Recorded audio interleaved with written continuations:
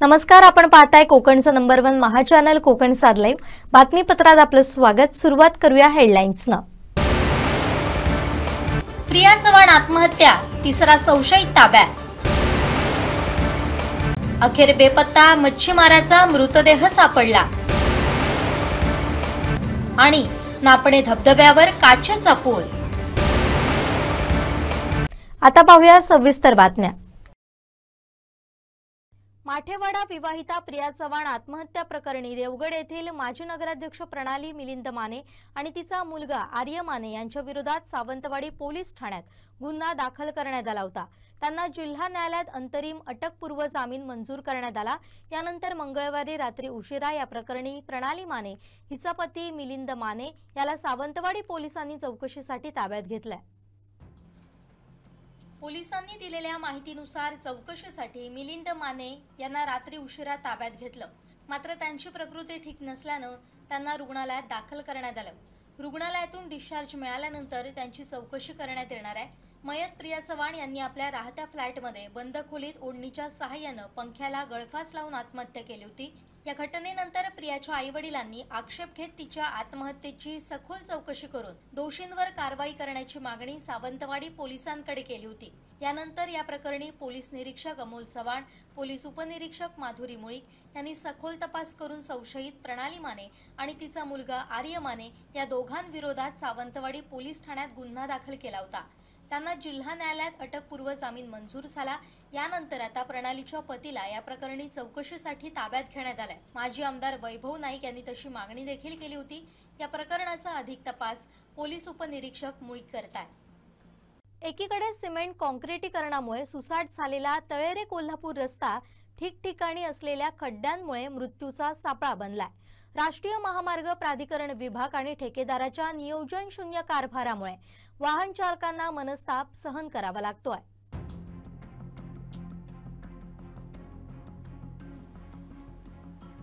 तळेरे कोल्हापूर या राष्ट्रीय महामार्गाचं काँक्रिटीकरणाचं काम सध्या सुरू आहे। यापैकी तळेरे ते गगनबावडा या 33 किलोमीटर लांबीच्या मार्गाचं काम प्रगतीपथावर आहे। या मार्गावरील नाधवडे, कोकीसरे, एडगाव, करूड या भागातील काँक्रिटीकरणाचं काम बाकी आहे। या ठिकाणी रस्त्याला मोठमोठे खड्डे पडले, त्यामुळे अपघात होण्याची शक्यता अधिक आहे। सध्या मार्गावर प्रवासी आणि मालवाहतूक मोठ्या प्रमाणावर आहे। मात्र सध्या या मार्गावरील खड्ड्यांमुळे येथील प्रवास जीवावर बेतू शकतो अशी परिस्थिती निर्माण झाली आहे। अवजड वाहनांसह आराम बसना या मार्गावरून वाहतूक करणं अत्यंत धोकादायक बनलंय।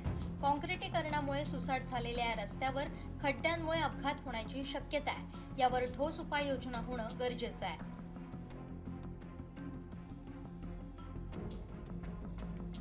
नाधवडे विठ्ठल रखुमाई मंदिरात यंदाही आषाढी एकादशीचा महोत्सव मोठ्या उत्साहात पार पडला। हजारो वारकऱ्यांनी याची देही याची डोळा प्रति पंढरपूर अनुभवलं।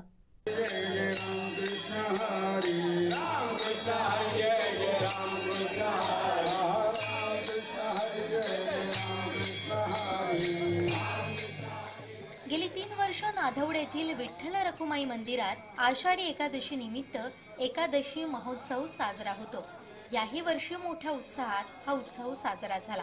एकादशीच्या सकाळी 6 वाजता मंदिरात पूजापाठ, धार्मिक विधी करण्यात आले।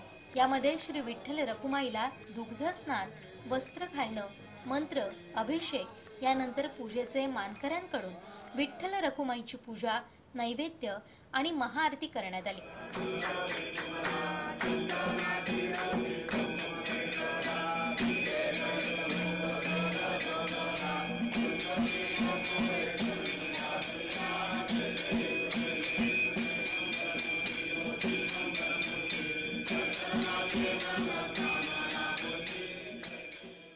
यानंतर श्री चवाटी माता मंदिरात भजन आणि आरती करून दिंडीला प्रारंभ झाला।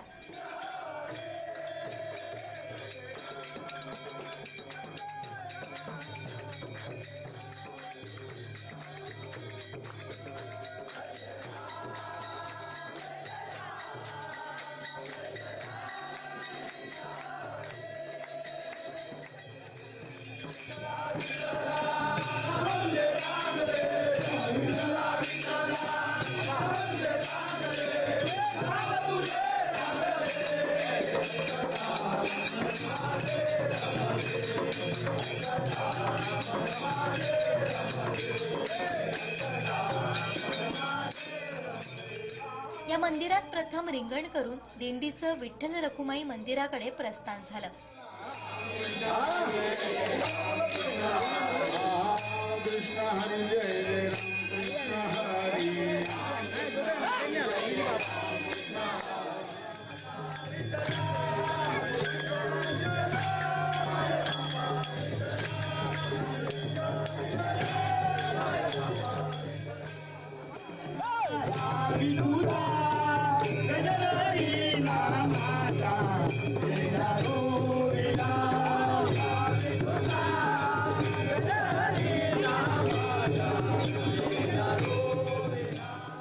सुमारे 3 तास या दिंडीला विठ्ठल मंदिराकडे पोहोचण्यासाठी लागला.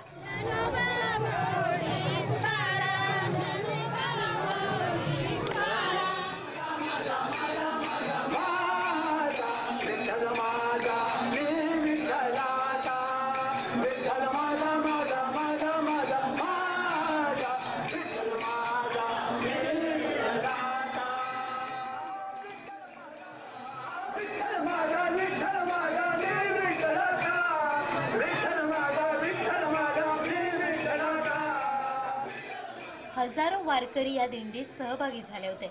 त्यांनी या दिंडीबद्दल आपले अनुभव कथन केले. आपण सकाळपासून पाहिलं तर अगदी या दिंडीमध्ये अनेक वारकरी आहेत ते सहभागी झालेले आहेत. अगदी लहान मुलांपासून वयोवृद्धांपर्यंत हे वारकरी आहेत ते अगदी मोठ्या उत्साहात मोठ्या आनंदात सहभागी झालेले आहेत. आपल्यासोबत अशा मुंबईवरून आलेल्या इथल्या गावच्या रहिवाशी ऐसोलकर मॅडम आहेत. मॅडम, काय सांगाल? तुम्ही गेले 4 वर्ष, 4थं वर्ष आहे या सोहळ्यात सहभागी होत आहे. कसा सोहळा असतो आणि कसा उत्साह असतो, काय सांगाल? सर्वांना प्रथम आषाढी एकादशीच्या खूप खूप शुभेच्छा. सोहळा तुम्ही पाहिलाच, नयनरम्य आणि अगदी डोळ्याचं पारणं फिटणारा आहे. एका शब्दात सांगायचं तर असं म्हणतात ना, दिव्य सोहळा पाहुणी डोळा, देह हा माऊली माऊली झाला, रंगी रंगला जीव दंगला, भूवरी आनंदी आनंद झाला. असा हा सगळा सोहळा आहे. पावसाच्या उपस्थितीचा म्हणजे सुंदर अगदी छान नामघोषात विठ्ठलाच्या सगळं छान सुरू होतं आहे. आपण वारकरी देखील आहात आणि पंढरपूरला नेहमी जाता आणि इथे साक्षात पुन्हा परत पंढरपूर प्रति पंढरपूर अवतरला आहे. असं त्याबद्दल काय सांगाल? पंढरपूरला नेहमी जाता येत नाही, त्याच्यामुळे आज आम्ही यावेळी प्रति पंढरपूर म्हणून आमच्या गावातच विठ्ठल रखुमाईचं देऊळ आहे, तिथे आम्ही येतो दरवर्षी. हे 4थं वर्ष माझं इथे यायचं आणि छान आहे. शिस्तीत सगळं चाललेलं आहे. शिस्तीचं पालन करून सर्वजण हा सोहळा अनुभवत आहेत आणि सगळं छान अगदी भक्तिमय वातावरण आहे. 4 वर्ष या वारीत सहभागी होत आहे, काय अनुभव आहे या वारीचा? म्हणजे वर्षानुवर्ष उत्तरोत्तर प्रगती होते आहे, भक्तगणांची प्रगती होते आणि कसं संख्या वाढते आहे लोकांची, सगळ्यांना उत्तम प्रतिसाद मिळतो आहे. छान असं काय सांगाल? तुम्ही देखील वारीत सहभागी काय बोलू? खूप छान आहे. आषाढी एकादशीचा तुम्हा सर्व भक्तांना खूप खूप शुभेच्छा. चांगल्या प्रगती वाटते आहे. पद्धतीने नियोजन केलेलं आहे गावकऱ्यांनी? छान केलं आहे, मस्त केलं आहे. थँक्यू. आणि काही मुंबईकर मंडळी आहेत ती वर्षानुवर्ष या वारीत सहभागी होतात. काय सांगाल? तुम्ही किती वर्ष या वारीत येत आहे आणि या वारीचा अनुभव कसा आहे? रामकृष्ण हरी. बरं आहे, पकडायला पाहिजे. रामकृष्ण हरी. माझं हे इथे येण्याचं 4थं वर्ष. खूप आनंद आहे. आम्हाला पंढरपूरला आषाढीला जाता येत नाही, आम्ही कार्तिकी वारी करतो, पण इथे येऊन जो म्हणजे असं दिवसभर असं पांडुरंगमय असं वातावरण आहे, खूप सुंदर असं. पंढरपूर इथे हो प्रति पंढरपूर म्हणजे प्रत्येक जण वारकरी होऊन हा अनुभव घेत आहे. असं म्हणजे प्रत्येक जण असं म्हणजे आज आषाढीचा उत्सवच असा मोठा आहे आणि सगळेजण छान असा याचा आनंद घेत आहेत. खूप बरं वाटतंय. आपल्या जिल्ह्यातल्या कोकणातल्या वारकऱ्यांना काय सांगाल? जरूर इकडे यावं आणि हा उत्सव त्यांनी म्हणजे आनंद घ्यावा या उत्सवाचा. अधिक होतं बस, बाकी काय. तुम्ही इथल्या आहात की मुंबईच्या? मी बोरिवलीवरून आले. मी माझ्या नातलगांकडे आले. मग तुम्ही दरवर्षी या उत्सवाला येतात. उत्साह झाल्याच्या नंतर कसा आनंद कसा असतो? खूपच छान. आज सकाळी देवळात जी पूजा झाली आणि भटजींनी जे सगळ्यांकडून म्हणजे ह्या सगळ्या सानिध्य वाढवणे संतांच्या विचाराचं, जे आज समजलं ना, जे विचारांचं सगळीकडे प्रदूषण झालेलं आहे, ते इथे येऊन संतांच्या विचारांचं म्हणजे म्हणतात ना असं मोठे करणे किंवा त्या वातावरणात आम्ही म्हणजे राहणं, हा सगळा अनुभव आम्ही केला. म्हणतात ना, याची देवी याची डोळा बस. आजच्या युगात आपण जर पाहिलं तर आजचं युग कुठेतरी भरकटलेलं हो, मग पाहतो. त्या युगात तुम्ही काय संदेश द्याल? आम्ही युवक असं- असतील, महिला असतील, तरुण असतील, काय त्यांना संदेश द्याल? हो, इथे माऊली आमची म्हणाली आहे, ज्ञानेश्वर माऊली, रिकामा अर्धगडी राहू नको. संत रामदास स्वामी म्हणाले, रिकामा जाऊ नये क्षण. आमचा एक एक श्वास म्हणजे अमूल्य आहे. आम्हाला प्रपंच करायचं आहे, देहाने प्रपंच करा आणि मनाने परमार्थ. बस मनाने मन माझं भगवंताला द्यायचं आणि करायचं आहे. कारण हे अव्यात कुठेतरी आम्ही आमचं जे भगवंताने दिलेली हे आम्हाला देह दिला असं, म्हणजे हे काही फुकट काही दिलं नाही. त्याची आठवण आम्ही सतत केली पाहिजे, त्याचे होऊन राहिलं पाहिजे. यातच खूप आनंद आहे.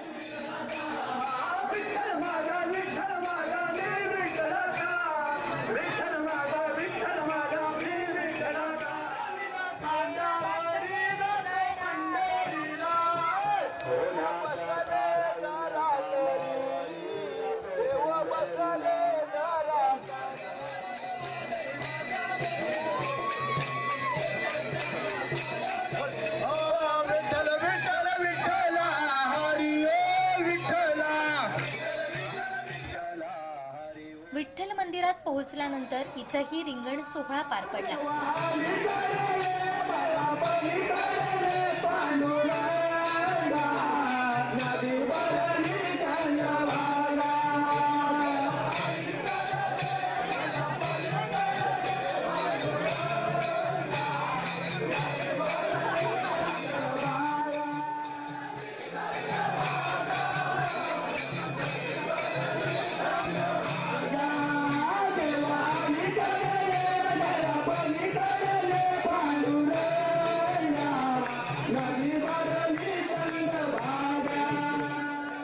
यानंतर आलेल्या वारकऱ्यांना फराळाचं वाटप करण्यात आलं. नामांकित वारकरी भजनांचा कार्यक्रम, खेड येथील विठ्ठल रुक्मिणी प्रासादिक भजनी मंडळाचा हरिपाठ कार्यक्रम पार पडला.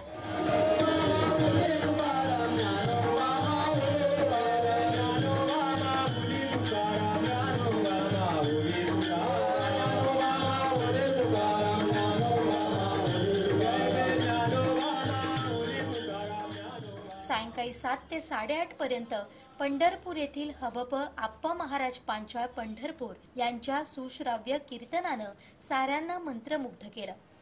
आजा मेळ पापराशी नामे गेला, ऐसा नामाचा महिमा तुका म्हणे झाली सीमा. म्हणून जगद्गुरु तुकोबाराय म्हणतात, अरे आजा मेळासारखे पूर्वाश्रमीचा रत्नाकर,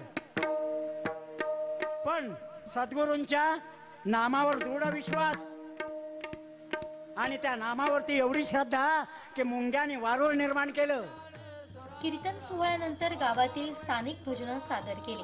शेज आरतीनं या उत्सवाची सांगता झाली. या सोहळ्याला पालकमंत्री नितेश राणेंसह राजकीय, सामाजिक आणि सांस्कृतिक क्षेत्रातील मान्यवरांनी या सोहळ्याला भेट दिली.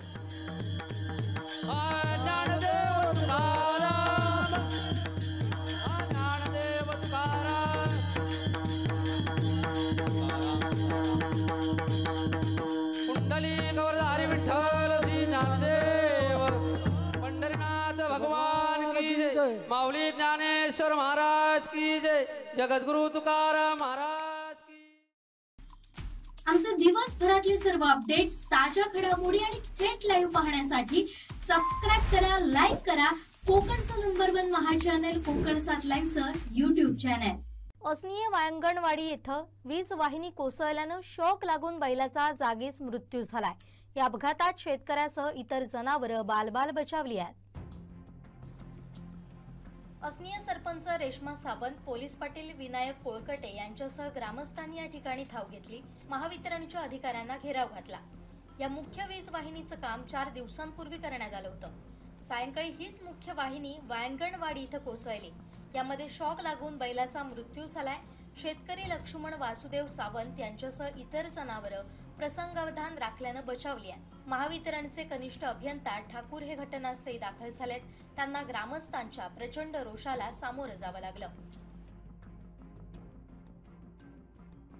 Rotary club Sawantwadi, Rotary club Saint Simon Island, USA Rotary district यांच्या संयुक्त विद्यमानं उपलब्ध झालेल्या नॅशनल असोसिएशन फॉर दी ब्लाइंडच्या अत्याधुनिक आणि सुसज्ज अशा नेत्र तपासणी वाहनाचा लोकार्पण सोहळा उद्या 10:30 वाजता होतोय. नॅप सिंधुदुर्गच्या या ऑप्टमिक मोबाईल व्हॅनचा लोकार्पण सोहळ्यास उपस्थित राहावं असं आवाहन नॅब सिंधुदुर्गचे अध्यक्ष अनंत उसगावकर यांनी केलंय. आज जी पत्रकार परिषद बोलवलेली आहे ती एक खास आनंदाची बातमी सिंधुदुर्ग जिल्हावासियांसाठी, सावंतवाडीकरांसाठी. आपल्या जिल्ह्यामध्ये किंवा इवन रत्नागिरीच्या जिल्ह्यामध्ये अशा पद्धतीची ऑप्टॉल्मिक व्हॅन, मोबाईल व्हॅन ही कुठेही नव्हती आणि नाही आहे. आणि असंच एक उद्दिष्ट ठेवून मनासमोर की आपल्या जिल्ह्यात अशा पद्धतीची म्हणजे प्रत्येक खेडेगावात जाऊन तिथंच नेत्र तपासणी सगळी पूर्ण होईल, जेणेकरून आणि ही होणारी तपासणी देखील आमची मोफत आहे, सगळी मोफत तपासणी असणार आहे. आणि ही त्याच्यातनं जे काही रुग्ण आम्हाला जिथं मिळतील ते ऑपरेशनसाठी आम्ही त्याच व्हॅनमधनं किंवा दुसऱ्या ॲम्ब्युलन्समधनं इथं ऑपरेशन थिएटरकडे आणणार आणि त्यांचं ऑपरेशन करणार आणि परत त्याची गरज असेल तर सोडायची व्यवस्था देखील आम्ही करणार, आमची गाडी पाठवून करणार. हा त्याच्या पाठीमागचा एक उद्देश आहे. अजून आम्हाला एक 2-4 ॲम्ब्युलन्स जर मिळाल्या तर अशा पद्धतीची सोय प्रत्येक खेडेगावात दर दिवशी जाऊन, जिल्ह्यामधल्या प्रत्येक खेडेगावात जाऊन दर दिवशी व्हावी अशी माझी इच्छा आहे. कारण अशा पद्धतीचं काम सांगली नॅबने केलेलं आहे आणि ते चालू आहे अव्याहतपणे. त्यांच्याकडे 20 जवळजवळ ॲम्ब्युलन्स आहेत आणि मोठा एरिया ते कव्हर करतात. प्रत्येक दिवशी तिथं कॅम्प चालतो आणि प्रत्येक दिवशी माणसं संध्याकाळी ती सगळे पेशंट घेऊन येतात.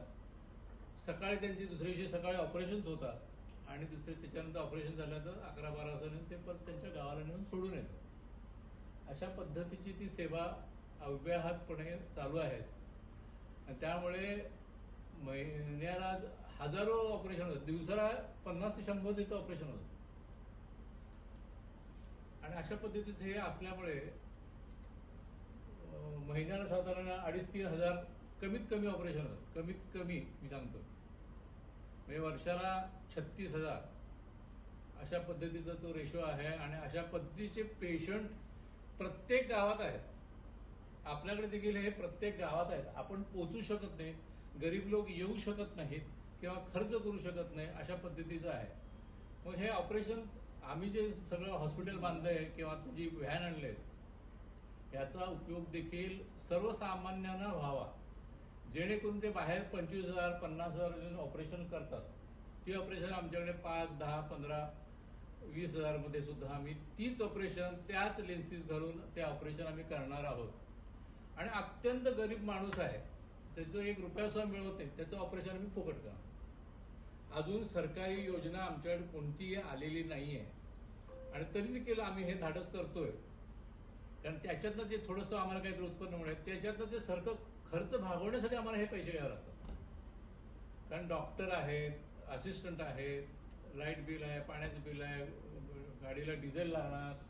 आता जी मोठी आणलेली आहे गाडी, तुम्हाला मी प्रत्यक्ष दाखवणार आहे आतमध्ये, ती अतिशय सुंदर आहे, सगळं वेल इक्विप्ड आहे. तुम्हाला बघितल्यानंतर समाधान मिळेल सगळ्यांनाच. AC आहे, म्हणजे काय ते कमी असं नाही. पेशंटला समाधान आणि तपासून घेणाऱ्याला आणि देणाऱ्याला दोघांनाही समाधान मिळेल अशी उत्तम प्रकारचं ते वाहन आहे. आणि हे वाहन देखील आम्ही आम्हाला रोटरीच्या माध्यमातून ग्लोबल ग्रँट म्हणून आमच्याकडे एक प्रकार असतो, त्या ग्लोबल ग्रँट खाली 50% पैसे हे आपल्याला द्यावे लागतात, म्हणजे रोटरीने हे करायचं. आणि उरलेले हे मॅचिंग ग्रँट खाली आम्हाला ते निम्मे पैसे अमेरिकेतला कुठला तरी एखादा कप हे पैसे देतो आम्हाला. आणि ते पैसे आम्ही 10 आणि 10 $20,000 आम्ही त्यांना दिले. त्याच्यानंतर ही $25,000 गाडी, हे वाहन हे आम्हाला उपलब्ध झालेलं आहे. तर ही $25,000 आपल्याला गाडी, व्हेकल हे मिळालेलं आहे. आणि हे वाहन आपणच तयार करून घ्यायचं असतं. आणि हे वाहन तयार करून घेण्यासाठी देखील आम्ही बऱ्याच ठिकाणी कुठं करतात, म्हणजे पंजाबपासून मी सगळे शोध घेतला आणि त्याच्यामध्ये सांगलीला चिंतामणी मोटर्स म्हणून आहे, उज्ज्वल साठे म्हणून त्याचे मालक आहेत. तर त्यांना भेटलो आणि ते करत असलेलं ते वाहनं वेगवेगळ्या प्रकारची ती बघितले, बॉडी बांधून सगळ्या व्यवस्थित ते सगळं जे काम करतात ते उत्कृष्ट प्रकारचं काम त्यांचं आहे. तर ते बघितलं आम्ही तिथंच करायचं ठरवलं आणि त्यांच्याकडे केलं. सर्वसाधारण गाडी असते त्याच्यापेक्षा ही मोठी गाडी आम्ही 26 सीटर घेतलेली आहेत, म्हणजे 6 चाकं आहेत त्याला, आणि त्यामुळे लांबीला जास्ती मिळाली आणि रुंदीला जास्ती मिळाली. म्हणजे पेशंटला आतमध्ये वावरायला जागा आहे, म्हणजे गडबड आणि गर्दी जी व्हायची ती होणार नाही. म्हणजे इतकी कम्फर्टेबल आणि अगदी मस्त गाडी आहे, इतकी सुंदर गाडी आहे, तुम्हाला बघून देखील आनंद वाटेल. म्हणजे मला आनंद वाटलेलाच आहे, कारण माझं ते उद्दिष्टच होतं. त्या उद्दिष्टासाठी मी काम केलं, ते उद्दिष्टच होतं. आणि ही सगळी बरोबर मंडळी असल्यामुळे आणि हे काम करायला देखील 2-3 वर्ष गेले. सुहास सातोस्कर ज्यावेळेला अध्यक्ष होते त्यावेळेपासून चालू आहे. बबनराव देशपांडे म्हणून माझे कॉलेजमेट हे गव्हर्नर होते त्यावेळेला, बबन देशपांडे.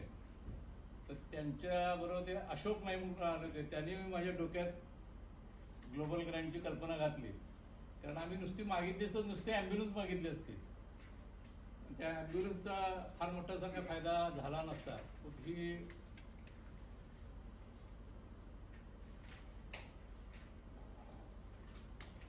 तुमचं टार्गेट नेमकं किती आहे? आणि दुसरी गोष्ट, आयुष्यमान भारत किंवा महात्मा फुले योजनेअंतर्गत तुमचं हॉस्पिटल त्या बसवण्यासाठी तुम्ही काय प्रयत्न केलात का? नाही, हे महात्मा फुलेसाठी आमचा प्रयत्न चालू राहणार होता. कारण आता देखील की नाही, आता एक छोटीशी ॲम्ब्युलन्स असून देखील आमची दर रविवारी ऑपरेशन होतात. ती 10-15, 10-15-20 या रेशोमध्ये होतात. आणि आता ह्या गाडीची जोड मिळालेली आहे, त्यामुळे तो रेशो हा वाढणारच आहे नक्कीच. आणि तिकडे 100 मिळतील, आपल्याकडे 50 मिळतील, 40 मिळतील. जरी 25, 30, 40 काही जरी मिळाली तर त्या सगळ्यांची ऑपरेशन इथं केली जाणार आणि अत्यंत चांगल्या पद्धतीने चांगल्या ठिकाणी. कारण ऑपरेशन थिएटर देखील आम्ही हे अत्यंत चांगलं म्हणजे मॉड्युलर ऑपरेशन थिएटर केलं आहे. ते देखील तुम्हाला सांगायला हरकत नाही. मी ज्यावेळेला मॉड्युलर ऑपरेशन थिएटर केलं त्यावेळेस सिंधुदुर्ग जिल्ह्यात आणि रत्नागिरी जिल्ह्यात मॉड्युलर ऑपरेशन थिएटर नव्हतं अजिबात कोणाकडेच. आणि नंतर येऊन बाकीचे डॉक्टर्स माझ्याकडे येऊन बघून गेले आणि मग त्यांनी आता करायला चालू केलेले आहे. त्यामुळे ते देखील जी संकल्पना आहे, म्हणजे ऑपरेशन थिएटर करताना आपण कुठे जात नाही आणि काय बघत नाही आत कसं आहे काय आणि काय नाही. अगदी नॉर्मल असल्या ह्याच्या भिंतीमध्येच ते करतात आणि AC लावलेला असतो. तर तशाप्रमाणे हे मॉड्युलर ऑपरेशन थिएटर म्हणजे एक वेगळ्या पद्धतीचं वेगळं चांगल्यापूर्वी उत्तम असलेलं आहे. आणि ते तुम्ही सगळ्यांनी बघितलं, मी दाखवले तुम्हाला सगळ्यांना, त्यामुळे काय अडचण नाही. त्यामुळे ऑपरेशन थिएटरला देखील म्हणजे गरीबातल्या गरीबाला देखील अगदी 5 स्टार ट्रीटमेंट तिथे मिळणार. म्हणजे काही कमी नाही, चांगल्या पद्धतीचं आणि योग्य एकदम अशा पद्धतीचे ते केलेले आहेत. आणि ह्याच्यात रोटरी क्लब सावंतवाडीचा देखील सहभाग आहे, आमचा नॅपचा सहभाग आहे आणि काही लोकांना मला पैसे दिलेले आहेत. रेडीची जी हार्डेस्ट कोर प्रायव्हेट लिमिटेड जी कंपनी आहे त्यांनी देखील आम्हाला पैसे दिले आहेत. त्याच्यानंतर मॅचिंग ग्रँट पण विचार आहे बघा, Rotary club of Saint Simon Island RID 6920 यांनी देखील ह्या मॅचिंग ग्रँटला आमचे उरलेले जे पैसे $25,000 ते त्यांनी दिलेले आहेत. आणि त्याच्यामुळे ही $25 व्हॅन मोबाईल ही आपल्याकडे उपलब्ध झालेली आहे आणि ह्याचा संपूर्ण जिल्ह्याला उपयोग होईल. आणि तुमचं सहकार्य कायम असतं, त्याला जास्तीत जास्त तुम्ही प्रसिद्धी द्यावी आणि सर्व लोकांपर्यंत ग्रामीण भागात मुख्य करून रुरल भागामध्ये जास्तीत जास्त हे पोचवावं की जेणेकरून प्रत्येकाला वाटलं पाहिजे हे आपलं आहे आणि इथं जर गेलं तर आपण कमीत कमी रकमेमध्ये त्याचं काम होईल. कारण श्रीमंतांना जाण्यासाठी भरपूर ठिकाण आहेत, ते पुण्याला जातील, मुंबईला जातील, आणखीन कुठं बेळगावला जातील, ते ऑपरेशन करून घेतात, त्याला काय अडचण नाही. ते ₹1,00,000, ₹1.5 लाख, ₹2 लाख म्हणेल तेवढे पैसे देऊन करून घेतात. तर तेच ऑपरेशन पद्धत आपल्याकडे आम्ही अत्यंत कमी खर्चात अगदी त्यांना परवडेल अशा रेटमध्ये करणार. इव्हन गॉगल बिगल चष्मे ज्याला जे लागणार बिघडणारे आहेत ते सुद्धा ते आम्ही अत्यंत कमी, म्हणजे आम्हाला मार्जिन हा आमचा ही सोशल ॲक्टिव्हिटी आहे आमची, त्याच्यामुळे हा काही भाग येणार नाही. त्यामुळे अत्यंत कमी याच्यात रिजनेबल रेटमध्येच ही ऑपरेशन किंवा जी काही सेवा आहे ती संपूर्णपणे तशा पद्धतीने आत्ता चालूच आहे ऑलरेडी, तीच आणखी पुढे कंटिन्यू होणार. उद्या शुभारंभ आहे हं? उद्या शुभारंभ आहे हो ते व्हॅनचा हा. आज तुम्हाला मी मुद्दाम दाखवायला आणले म्हणजे उद्या पेपरला द्या. नॅशनल असोसिएशन फॉर दी ब्लाइंडच्या अत्याधुनिक आणि सुसज्ज अशा नेत्र तपासणी वाहनाचा लोकार्पण सोहळा होतोय. पाहुयात नॅप सिंधुदुर्गची ही ऑप्थमिक मोबाईल व्हॅन.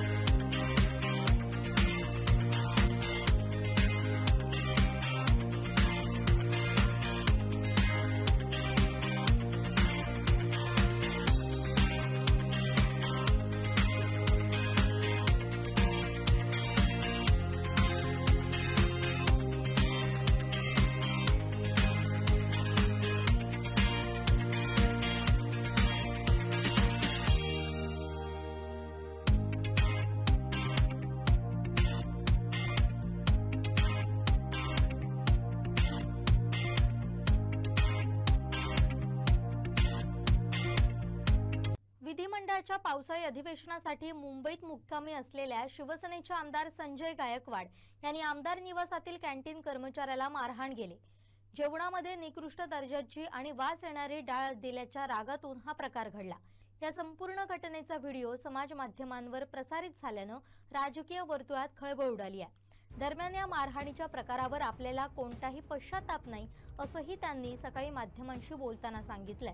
विधिमंडळाच्या पावसाळी अधिवेशनानिमित्त बुलढाण्याचे आमदार संजय गायकवाड हे मुंबईतील आकाशवाणी आमदार निवासात वास्तव्यास आहेत. मंगळवारी रात्री त्यांनी आपल्या रूम नंबर 107 मधून जेवणाची ऑर्डर दिली. मात्र त्यांना देण्यात आलेलं जेवण विशेषतः डाळ अत्यंत निकृष्ट दर्जाची होती आणि तिला एक प्रकारचा वास येत होता. त्यांनी तातडीनं कॅन्टीनमध्ये जाऊन व्यवस्थापकाला जाब विचारला. ही डाळ खाल्ल्यानंतर आपल्याला पोटात मळमळू लागल्याचंही त्यांनी सांगितलंय. कॅन्टीनच्या एका कर्मचाऱ्याला थेट ठोसा लगावला. हा सर्व प्रकार कॅमेऱ्यात कैद झालाय.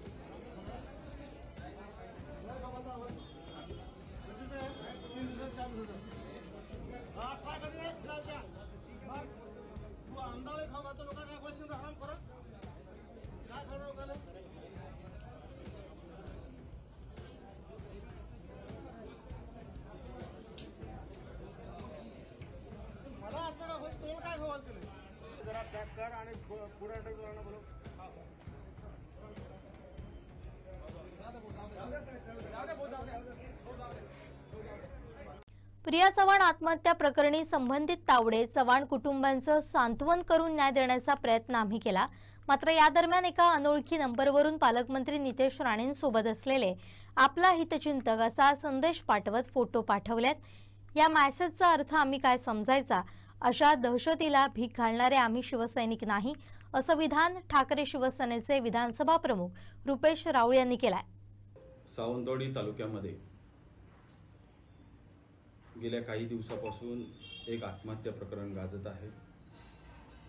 प्रिया चव्हाण संबंधित आत्महत्या करणाऱ्या महिलेचं नाव आहे आणि या संदर्भात अनेक चर्चांना वाव शहरामध्ये आहे, ग्रामीण भागामध्ये आहे. पोलीस प्रशासन चांगल्या रीतीने काम करत असताना यामध्ये अनेक गोष्टींना मात्र वाव मिळतोय. पोलीस प्रशासनावर आमची अजिबात शंका नाही, परंतु आरोपींना पुरावे लपवण्यासाठी, बाजूला सारण्यासाठी किंवा पुरावे नष्ट करण्यासाठी वेळ मिळू नये ही आमची जास्त मागणी आहे. आणि त्यामुळे तात्काळ कारवाई ही, जरी आरोपींवरती अंतरिम जामीन झाला असेल, अटकपूर्व जामीन झाला असेल कोर्टामार्फत, तरी सह आरोपी असतील किंवा ज्या ज्या चौकशी करायला पाहिजेत त्या चौकशीच्या माध्यमातून जे जे चौकशीत निष्पन्न होईल त्यांना सह आरोपी करून तात्काळ पुढील चौकशी करून ती कोर्टासमोर 11 तारीखला पोलिसांमार्फत हजर केली गेली पाहिजे आणि योग्य तो न्याय पीडित कुटुंबाला मिळाला पाहिजे अशी आमची रास्त आहे. परंतु दुर्दैवाची ह्या सगळ्या याच्यात आमचा विरोधक म्हणून असेल किंवा आम्ही सामाजिक क्षेत्रात आहोत, शिवसेना परिवाराचं काम करतो, शिवसैनिक म्हणून त्या पीडित कुटुंबाला न्याय देण्यासाठी आम्ही गाठीभेटी घेतल्या, त्यांच्याशी चर्चा केली, त्यांची परिस्थिती जाणून घेतली. या सगळ्या परिस्थितीमध्ये त्या कुटुंबाला आधार देण्याचा, धीर देण्याचा आमच्या पक्षाच्या मार्फत असेल, आम्ही सामाजिक बांधिलकी जोपासत काम केलं त्या आधार देण्यासाठी. परंतु याचा माझ्यासारख्या कार्यकर्त्याला काल एक अनुभव आला की काल संध्याकाळी सदर पीडित कुटुंबाला आम्ही न्याय देण्यासाठी, आधार देण्यासाठी गाठीभेटी, ह्याच्यामध्ये कुठचाही राजकारण करण्याचा आमचा कुठचाही उद्देश नव्हता. परंतु काल रात्री मला 8:30 वाजता माझ्या मोबाईलवरती एक मेसेज आला आणि हा मोबाईल नंबर 77 41 96 8888 88 88 77 41 96 88 88 या मोबाईल नंबरवरून मेसेज आला. त्यामध्ये मला आपले नितेश राणेंसोबत असलेले फोटो पाठवले गेलेले आहेत, माने कुटुंबियांची, आणि आपला हितचिंतक म्हणून नमस्कार करून सदर व्यक्तीने मला मेसेज पाठवला. ह्या मेसेजचा अर्थ काय समजायचं माझ्यासारख्या कार्यकर्त्यांनी, माझ्यासारख्या सामाजिक बांधिलकी जोपासणाऱ्या किंवा एखाद्या कुटुंबाला आपण आधार द्यायला जातो आणि मी आपल्याला सगळ्यांना स्क्रीनशॉट देतो, पत्रकार मित्रांना सगळ्यांना स्क्रीनशॉट देतो माझ्या, कारण आपल्याकडे पुरावा असावा. त्यामुळे माझ्या व्हॉट्सअपला मेसेज आला, त्याचा स्क्रीनशॉट आपल्याला सरळ मी पाठवणार. त्यामुळे ह्या मेसेजचा किंवा हा जो काही कोणी मला मेसेज पाठवलाय, व्हॉट्सअप मेसेज केलाय, याचा अर्थ काय की नितेश राणेंशी माने कुटुंबियांचे संबंध आहेत का, की नितेश राणेंचं ह्या प्रकरणाशी काही संबंध आहे का, की नितेश राणेंचा आपण कार्यकर्ता आहे, नितेश राणेंचा आपण माझा नेता आहे, माझा बाप आहे असं सांगण्याचा तर प्रयत्न नाही ना, की एखादा मी विरोधक म्हणून आवाज उठवू नये म्हणून मला एखादा दहशत देण्याचा प्रयत्न तर नाही ना. या संदर्भात पोलिसांनी दखल घेतली पाहिजे. मी आपल्या माध्यमातून पोलीस यंत्रणेला मागणी करतोय की मी काय पोलीस स्टेशनला जाणार नाही, कोणाच्या असल्या फुक्याच्या धमक्यांना भीक घालणारे आम्ही शिवसैनिक नव्हे. पोलिसांनी जर मला बोलवलं तर पोलिसांकडे जाईन, सदर मोबाईल सुद्धा पोलिसांच्या ताब्यात देईन. या संदर्भात जो कोणी हा मेसेज मला पाठवलाय, कारण ह्या संबंधात आमचा कोणताही संबंध, फक्त विरोधक म्हणून किंवा एक तुम्ही त्या नजरेने बघत असाल, आमचा आवाज जर दाबायचा प्रयत्न करत असाल तर तो सहन केला जाणार. शिवसैनिक हा नेहमी एखाद्यावर अन्याय होत असेल तिथं ठामपणे उभा राहिलेला आहे आणि त्याच्यामुळे मी तिथं उभा राहणार. ही माझी ठाम भूमिका आहे. त्या पीडित कुटुंबियासोबत सदैव आम्ही राहणार. त्यांना न्याय जोपर्यंत मिळत नाही त्यावर त्यांच्या राहणार. जी सत्य बाजू आहे ती पोलीस यंत्रणेमार्फत, तपासामार्फत ह्या जनतेसमोर येईल. परंतु अशा तऱ्हेने मेसेज पाठवून जर कोणीतरी आम्हाला दमदाटी करण्याचा, दहशत दाखवण्याचा प्रयत्न करत असेल तर असल्या ह्याला भीक घालणार नाही, हे त्यांनी समजून जावं. पोलीस यंत्रणांनी याचे सखोल चौकशी करावी. हा नंबर कोणाचा, कारण मी ट्रू कॉलरवर टाकला तर हा नंबर सुमित काळे म्हणून सदर व्यक्तीचा आहे.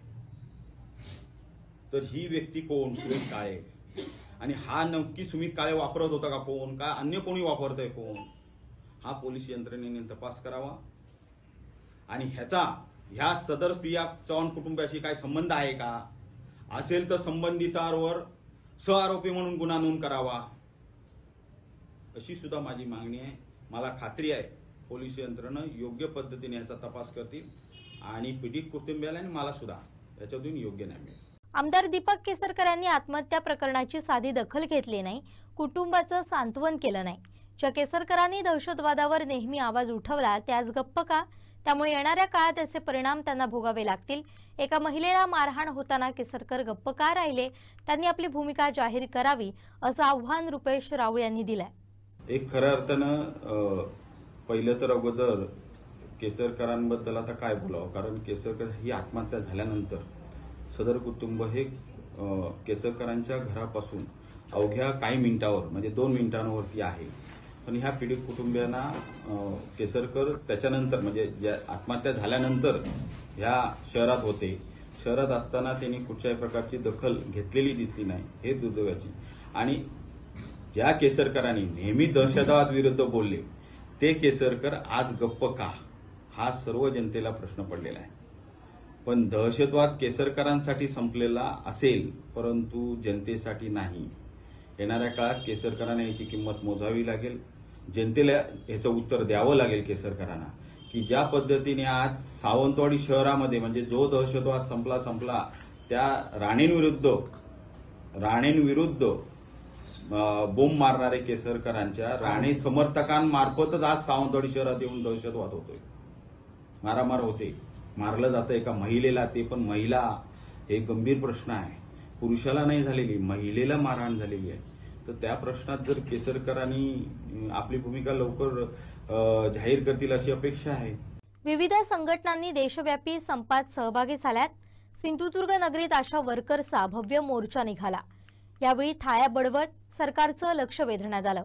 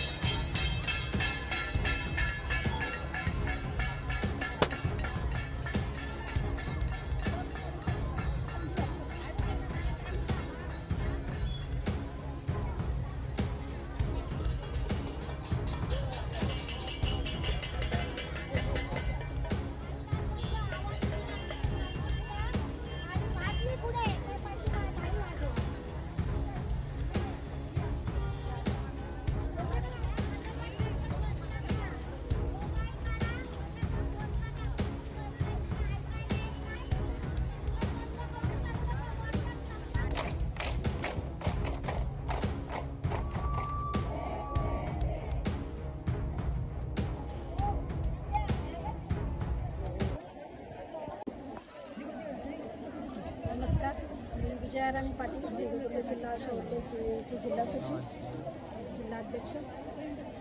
गेली 12 वर्ष या अशा ताई काम करत आहेत, तर त्यांना जे मिळणारं मानधन आहे ते खूप कमी आहे. आता सरकारने त्यांना दिलेलं आहे जे काही ठराविक मानधन, त्यामध्ये सुद्धा आता कपात 6 महिने झालं केंद्र सरकारचं मानधन थकीत आहे. तर आजचा हा थाळीनाथ आंदोलनाचा आमचा मुख्य हेतू हाच आहे की जे काही 6 महिन्यापासूनचं त्यांचं थकीत वेतन आहे ते त्यांना मिळालं पाहिजे. आणि आता सरकार काय करत आहे की जे 60 वर्ष झालेले आहेत आशांना, त्या आशांना तात्काळ कमी करण्याचं धोरण जे सरकारनं अवलंबलेलं आहे ते मागे घेऊन त्यांची वयाची अट ही 65 वर्ष केली पाहिजे. तसेच त्यांना जे मिळणारं मानधन आहे ते महिन्याच्या महिन्याला अदा करण्यात यावं. आणखी जे काही जनसुरक्षा विधेयक आहे ते रद्द केलं पाहिजे. तसेच कामगार कर्मचारी विरोधी ज्या काही 4 श्रम संहिता आहेत त्यासुद्धा सरकारने रद्द केल्या पाहिजेत, जेणेकरून भविष्यात जे कामगार कर्मचारी वर्ग आहे त्यांना आंदोलनाचं जे काही हत्यार आहे ते उभारता आलं पाहिजे आणि आपल्या हक्कासाठी त्यांना लढता आलं पाहिजे. त्यासाठी ह्या मागण्या आम्ही घेऊन सरकारपर्यंत पोहोचण्याचा प्रयत्न आता ह्या आंदोलनातून केलेला आहे. भविष्यात जर सरकारने दुर्लक्षच केलं ह्या आशांच्या मानधनाकडे तर नक्कीच आम्ही मोठं आंदोलन उभारू अशी मी ग्वाही देते. भारतातील विविध कामगार संघटना आपल्या मागण्यांसाठी देशव्यापी संपात उतरल्या. यामध्ये सार्वजनिक क्षेत्रातील बँका, विमा कंपन्या मजबूत करा, बँका LIC मधील खासगीकरण आणि विनिवेश थांबवा, विमा क्षेत्रात 100% FDI वाढवणं थांबवा, तसेच महावितरणच्या कर्मचारी संघटनेवर गदा आणणारे कायदे रद्द करा या मागण्यांसाठी आंदोलन करण्यात आले.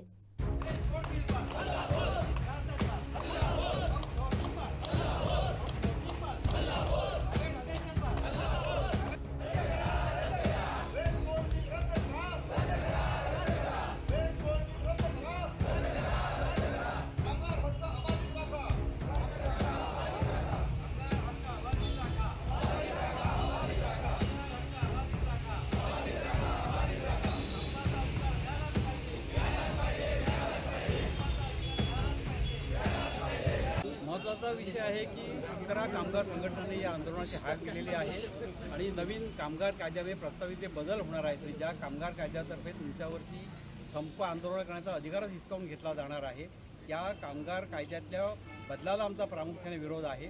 त्याच्यानंतर जी नोकर भरतीवरती बंदी आणली असं एक आभासी चित्र निर्माण केलं जात आहे की नोकर भरती करायचीच नाही आहे, नोकर विरोधी व्यवस्था अशी सरकारने जी आणायची त्याला आमचा कडकडून विरोध आहे. आणि ज्या महत्त्वाच्या वेज कोड बिलातर्फे कामगार कायद्याचं संपूर्ण उच्चारण केलं जाईल आणि त्याला एक गोंडस नाव दिलं जातं की वेज कोड बिल, तर त्या बिलामार्फत जे इंडियन इंडस्ट्रियल डिस्प्यूट ॲक्ट, औद्योगिक कलह कायदा, ट्रेड युनियन ॲक्ट, हा ॲक्टला गुंडाळलं जाईल आणि त्याच्या आधारे कामगार चळवळीमध्ये कायमस्वरूपी हल्ले केले जातील, कामगार संघटना चालवणं मुश्किल केले जाईल. अशा प्रकारची सरकारची जी भूमिका आहे त्या भूमिकेला आमचा प्रामुख्याने विरोध आहे. त्याच्याबरोबर जे आज कामगार कायद्याचं एक प्रकारे कायदेही तुडवले जात आहे की कामगारांची अस्तित्व आहेत तर त्याची पायरूप केली जात नाही. प्रत्येक ठिकाणी कामगार कायद्यांचं उल्लंघन करून सरकार काही गोष्टी करून पाहत आहे. की आत्ता तुम्ही बघाल की आपल्याकडे आउटसोर्सिंगला अजून कायद्याने मान्यता नाही आहे. आत्तापर्यंत जे आपल्याकडे कायदे आहेत त्याच्यामध्ये कंत्राटी कामगारांचा कुठलाही कायदा नाही आहे. पण सर्वीकडे सरसकट उद्योगांच्या व्यवसायामध्ये नोकर भरती कंत्राटी पद्धतीने, अप्रेंटिस पद्धतीने होते आहे. आणि ज्या पूर्ण वेळ जागा आहेत आपल्याकडे रिक्त जागा आहेत, त्या रिक्त जागा न भरतात त्या जागा कंत्राटी पद्धतीने भरल्या जातात. त्याच्यासाठी अमेरिकन मॉडेल जे हायर अँड हायर ते जे अवलंबलं जातं आहे त्याला आमचा प्रामुख्याने विरोध आहे. आणि यासाठी विविध क्षेत्रातल्या सगळ्या संघटना, विमा असेल, वीज असेल, रेल्वे असेल, पोस्ट असेल, कोळसा असेल, बंदर असेल, मोदी असेल, बँक असेल, सगळ्या क्षेत्रातल्या प्रमुख कामगार संघटना त्याच्या रस्त्यावर उतरलेल्या आहेत. नियोजन हेच आता मी जसं सांगितलं असतं की कामगार कायद्यामध्ये जे बदल होते त्याला जर स्टँडिंग कमिटीमधून सरकारने परत लोकसभेच्या पटलावर आणण्याचा प्रयत्न केला त्यावेळी पण अशाच पद्धतीचं जोरदार आंदोलन केलं जाईल आणि हे कामगार कायदे कोणत्याही परिस्थितीत दुरुस्त केले जाऊ देणार नाही आहे. त्याच्यासाठी आम्ही प्रखर आंदोलन करू, याहीपेक्षा अधिक दीर्घ आंदोलनाची आमची तयारी आहे.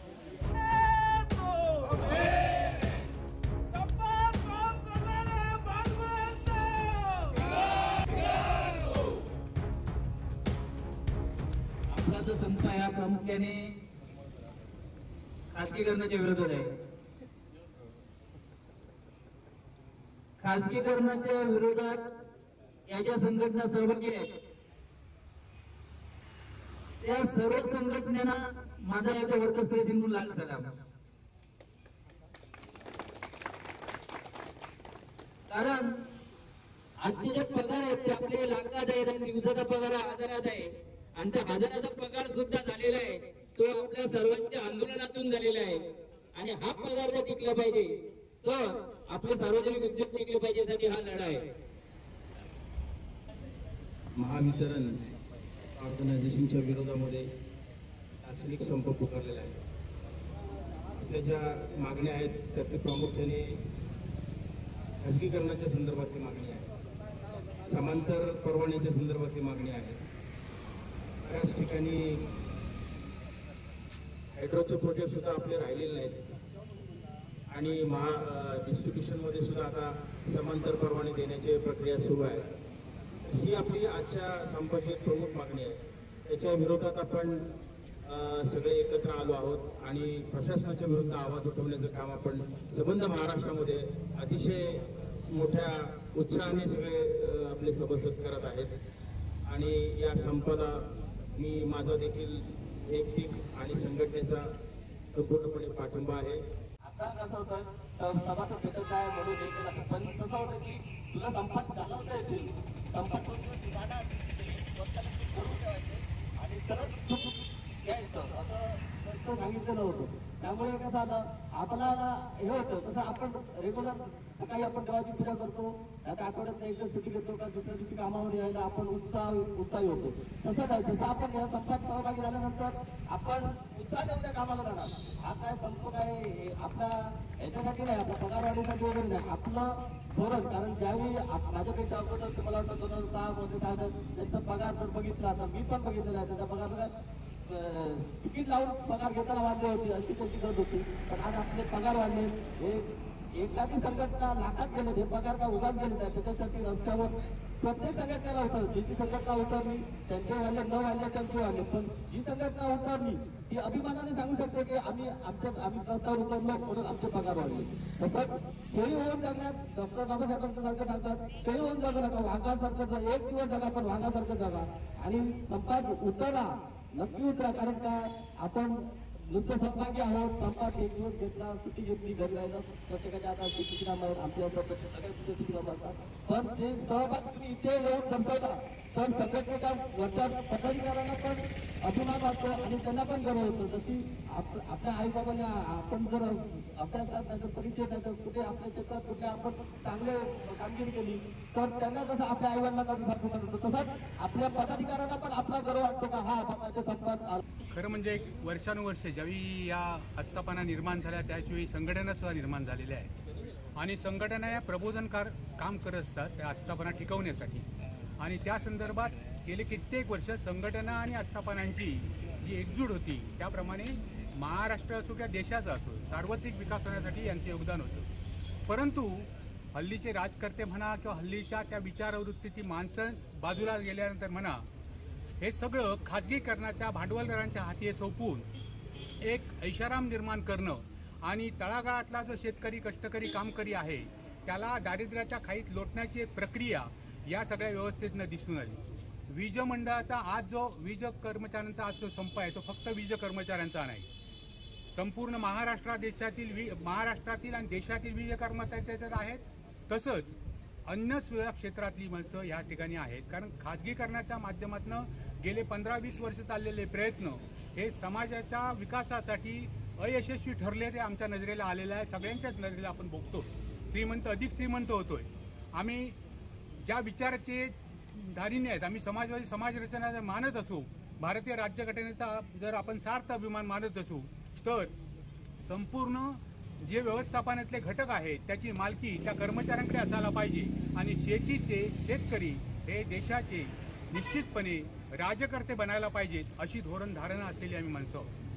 काही वर्षापासून अडाणी अंबानींसारखे एक गज्ज जे आर्थिक सम्राट आहेत त्यांना संपूर्ण त्यांच्या घशाची संपत्ती घालणं भांडवलदारी निर्माण करणं आणि कोणत्याही परिस्थितीत कामगारांचा वर्चस्व हा वेठ बिगारीपेक्षा जास्त असू नये अशी भूमिका ठेवण्यासाठी हे धोरण हाणून पाडण्याचा हा संप आहे. एक तर साधी गोष्ट आहे जवळजवळ 200 ते 250 ही उपकेंद्र ही पूर्णपणे 300 आणखी वाढत जातील. आजच्या तर 5 संध्याकाळी आणखीन कोणतरी घेणारे उपस्थित होतील. मला तर असं वाटतं 288 आधी पूर्ण करतील. प्रत्येक आमदाराला एखादं उपकेंद्र जर दिलं तो स्वतंत्र पेट्रोल पंप जसे देतात ना त्याप्रमाणे सुद्धा होऊ शकेल.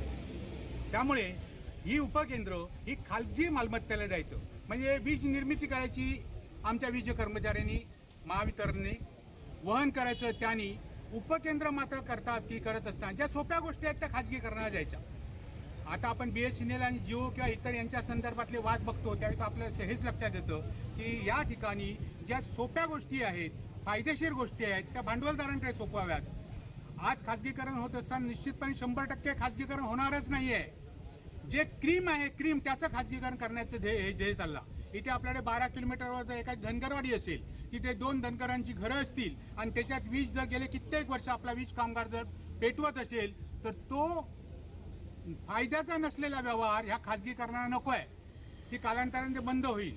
त्यामुळे आता जी कार्ड काढली आहेत म्हणजे प्रीपेड मीटर स्थापण्याची उद्देश असा आहे की खरंच आर्थिक स्थितीत खालावत गेलेल्या माणसाला कुठचीही सवलत न देता अंधाराच्या परत स्वातंत्र्यपूर्वाच्या काळात ढकलून देण्याची वृत्ती जी आहे त्याविरुद्ध संप आहे.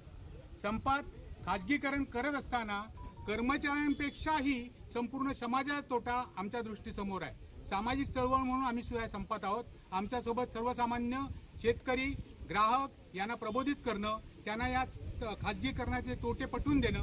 एक साधं जर उदाहरण घेतलं तर एसटी महामंडळ हे खाजगीकरण झाल्यानंतर फक्त ग्रामीण भागातल्या छोट्या छोट्या गावातल्या एसटी निघतात परंतु याच कुडाळमधनं 100पेक्षा जास्त पुण्यात जाणाऱ्या लक्झरीज बसेस या खाजगीच्या आहेत. एसटीच्या 5-6 बसेस जातात. म्हणजे खाजगीकरणाचा प्रभाव किती मोठा होतो याचं एक उदाहरण आहे. आणि अशी अनेक उदाहरणं घेऊन आम्ही त्या खाजगीकरणाच्या संपात वारंवार खाजगीकरणाविरुद्ध लढलेले आहोत आणि लढत आहोत. आम्ही निश्चितपणे या खाजगीकरणाच्या विरुद्ध आम्ही यश संपादन करून खाजगीकरण होऊ देणार नाही ही आमची प्रतिज्ञा आहे.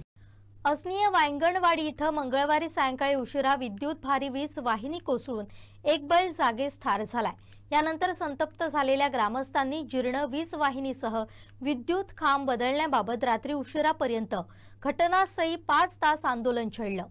यावेळी येत्या सोमवारी याबाबत कार्यवाही करण्याचं लेखी आश्वासन महावितरणनं दिल्यानंतर तब्बल 5 तासांनंतर हे आंदोलन मागे घेतलं. गावातील प्रलंबित समस्यांबाबत अनेक वेळा लक्ष वेधूनही दुर्लक्ष केल्यामुळेच हा प्रकार घडल्याचा आरोप करत संतप्त असनीयवासियांनी आंदोलन छेडलं.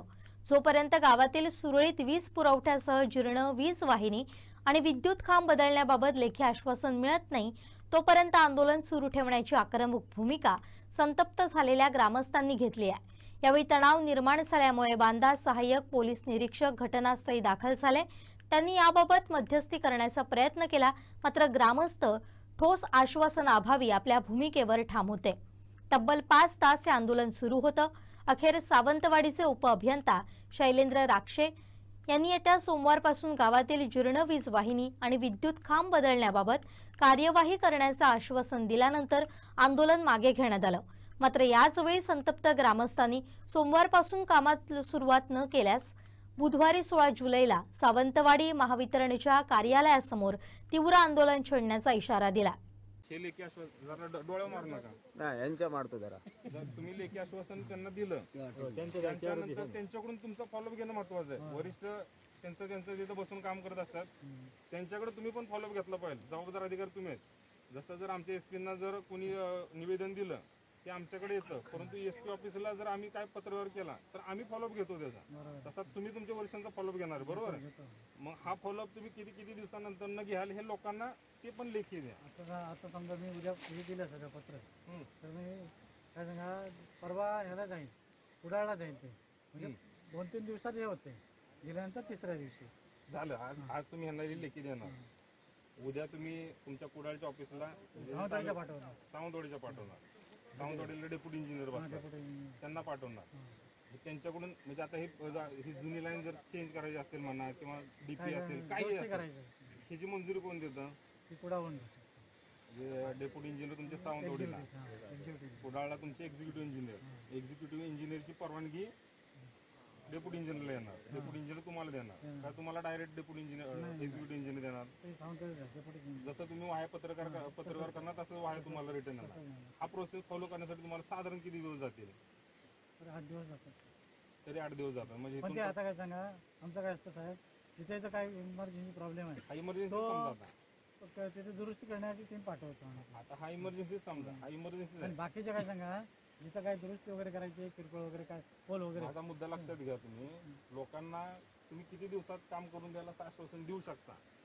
हे दोन दिवसात तिथं पोल घालायचं आहे, पोल घालायचं, बाकी काय सांगा, रोड लाईन घेणं. आता हे 2 दिवसांचे काम करायचं तुम्हाला, 2 दिवसाचे जे काम तुम्हाला करायचं त्याची परवानगी कोणाची घ्यावी लागेल का तुम्हाला?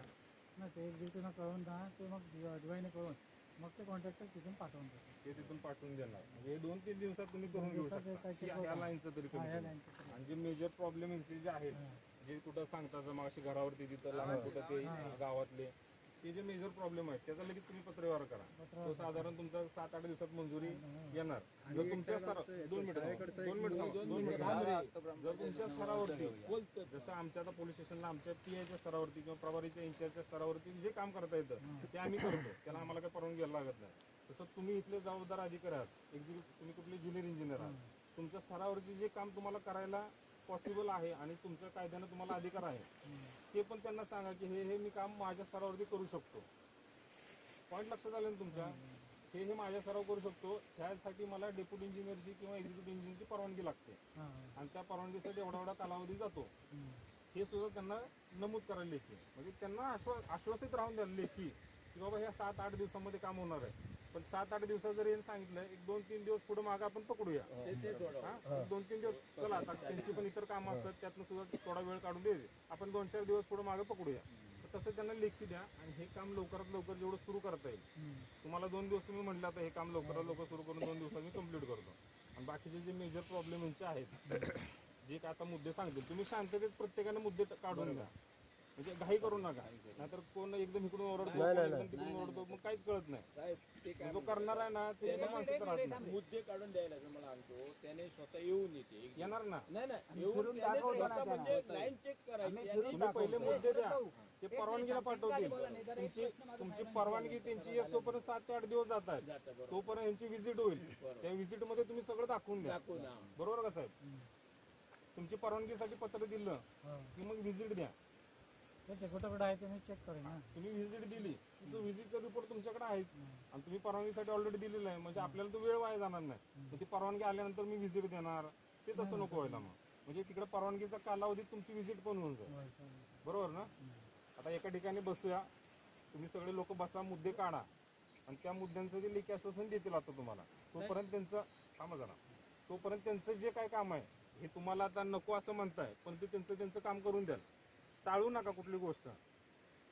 नुकसान भरपाईची प्रोसेस आहे ना त्यांना करून द्याल, त्यांना पण समजून द्याल की त्यांच्याकडे असे इन्सिडेंट होतात, रेकॉर्डर राहून द्याल. तुम्ही जर म्हणले की आता मला काय हे जर नकोय का, मालक म्हणले की आम्हाला पैसे नको, काय नको, ते रेकॉर्डर राहून द्याल. काय माहितीये का, ऐकून घ्या, का रेकॉर्डर राहून द्याल? हे जर रेकॉर्डर नाही आलं, आता तुम्ही आता म्हणले की मला हे जर नको, काय तुमचं तुम्ही बघून घ्या, मग ती तिथं नोंदी तसंच होणार, काही दाखल नाही ना माझ्याकडं. मग हे रेकॉर्ड राहून द्याल की भविष्यात जर परत इन्सिडेंट झाला तर असं एक इन्सिडेंट झाला होता, एक कागदावर येतं. आलं का लक्षात?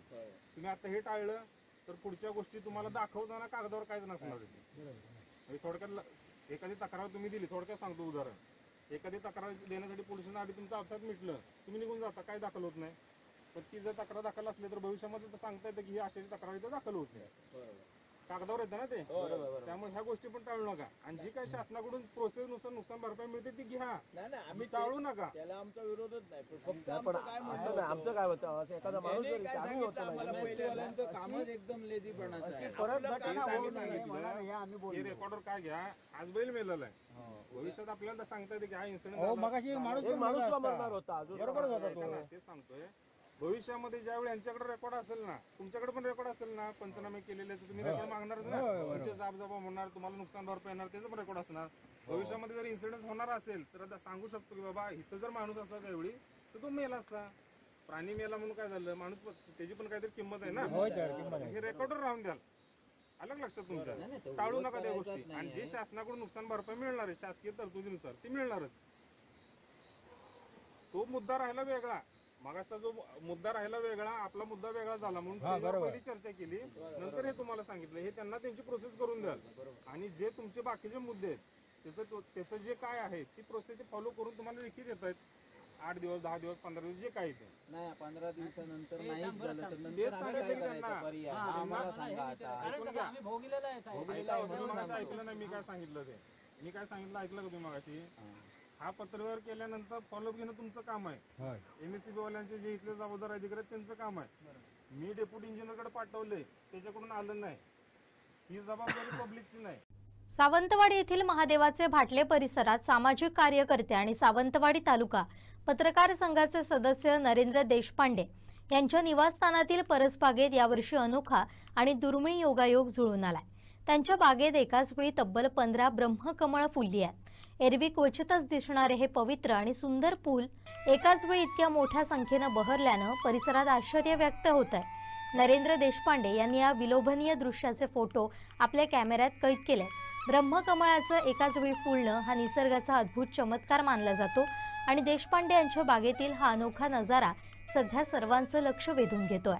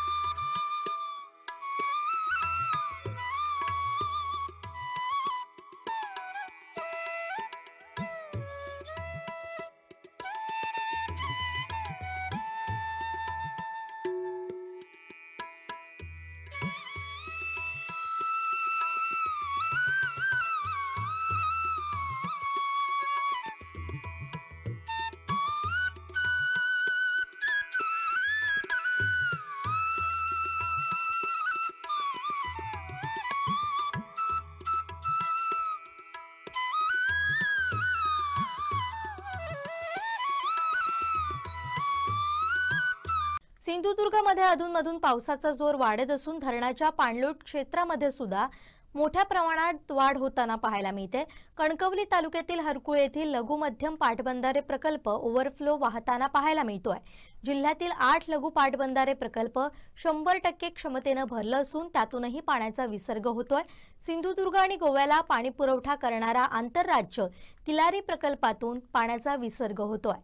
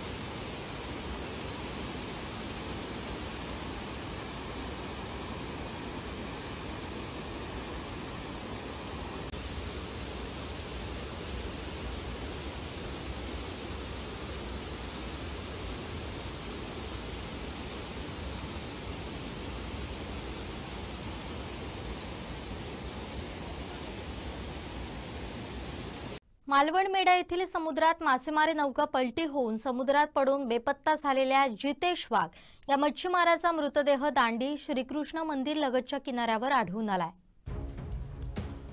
मालवण शहरातील मेढा येथील समुद्रात मासेमारीसाठी गेलेली छोटी नौका वारा आणि लाटांच्या तडाख्यानं पलटी होऊन 3 मच्छीमार पाण्यात फेकले गेल्याची घटना मंगळवारी सकाळी 6 वाजता घडली होती. या दुर्घटनेत जितेश विजय वाघ वय 35 वर्ष हा मच्छीमार समुद्रात बेपत्ता झाला होता. तर कीर्तिदा लीलाधर तारी वय 29, सचिन सुभाष केळुसकर वय 42 हे दोघे मच्छीमार बचावले होते. जितेश वाघ याचा शोध घेण्यात येतोय. समुद्रात नौका पलटी होऊन मच्छीमार बेपत्ता झाल्याची घटना घडल्यानंतर याबाबत मत्स्य व्यवसाय आणि बंदर विकास मंत्री तथा पालकमंत्री नितेश राणे सतत प्रशासनाच्या संपर्कात होते. तसेच बेपत्ता मच्छीमारांचा शोध घेण्याच्या दृष्टीनं मंत्री राणे यांच्या सूचनेनुसार NDRFची टीम मालवण किनाऱ्यावर दाखल होऊन त्यांच्याकडून समुद्रात बेपत्ता मच्छीमाराचा शोध घेण्याचा प्रयत्न करण्यात आला, मात्र तो सापडला नव्हता. अखेर बुधवारी दुपारी 12 वाजण्याच्या दरम्यान दांडी किनारी त्याचा मृतदेह स्थानिक मच्छीमारांना आढळून आला.